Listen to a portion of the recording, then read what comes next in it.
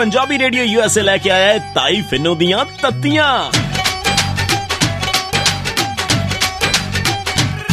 जदों तत्तियां सुनाइयां नी बड़ा दुख लग्या, बड़ा दुख लग्या।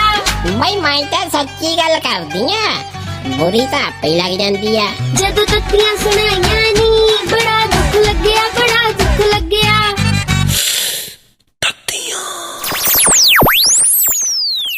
ताइये तू आ की मंजे ते गंडे खलार के बैठी है, नाले आ डब्बा मठियाई वाला खाली रखिया।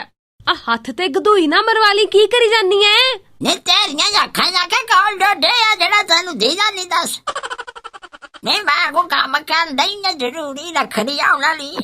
ना एक हाथ च गंडा फड़ के दूजे हाथ च गदूई फड़ के केड़ा काम करन नु फिरदी, मैनू तेरी नहीं समझ आउंदी। निकले मैं पढ़दी सी अखबार च बई भैन ना वीरां दी बड़ियां महंगियां रखड़ियां लैण दईयां, कोई सोने दी बनाउण दिया, कोई चांदी दी बनाउण दिया।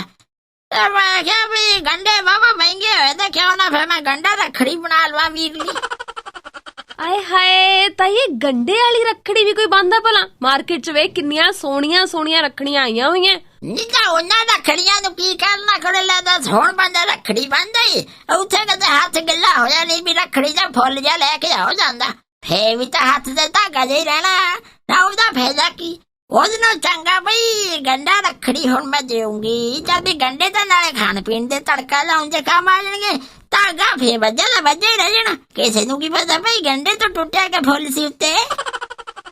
ताइये स्कीम तो वैसे तेरी बड़ी तगड़ी है, पर मिठाई वाला डब्बा क्यों रखिया?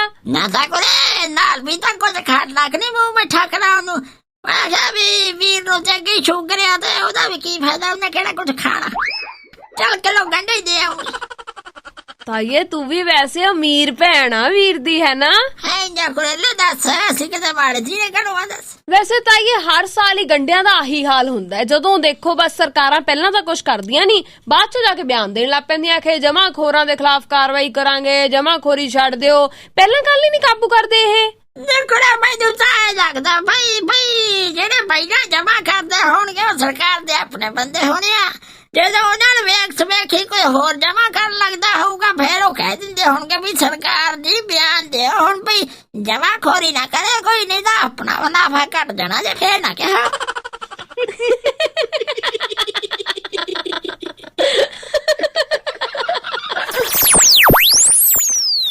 भाई मैं तो सच्ची गल करदी आ, बुरी तो आपे लग जांदी आ।